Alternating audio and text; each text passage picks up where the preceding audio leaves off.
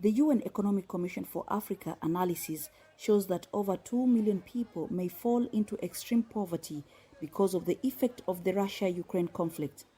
This adds to an already dire situation in the continent.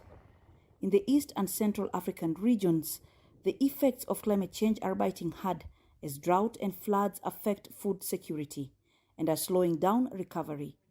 African government officials meeting in Seychelles are seeking solutions for resilience. As we said in our report, most African countries, especially Central African countries, have one or two commodities which account for 70% of the export earnings, which put them in a very, very difficult situation once these commodities, prices collapse.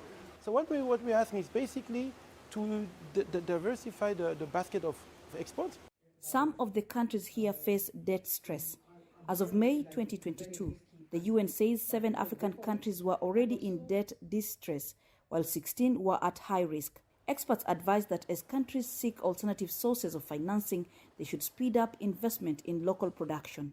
In many of our countries, we are exporting raw materials, either being minerals, like natural resources, but we don't do even first transformation in many of our countries.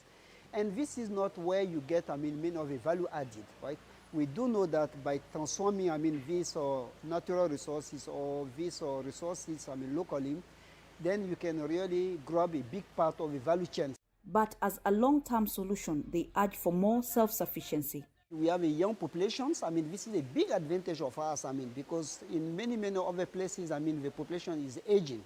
And that means that we have a big, consumer populations coming in, and also we have a young population which can be, which can be educated, really in the vision we want to set actually for the continent. Some of the countries attending this meeting say the Ukraine crisis has forced them to look more within the continent for grains and fertilizers. Experts here also say that it is important for Africa to fast-track the implementation of the African Continental Free Trade Area in order to boost intra-Africa trade as opposed to importation from non-African countries.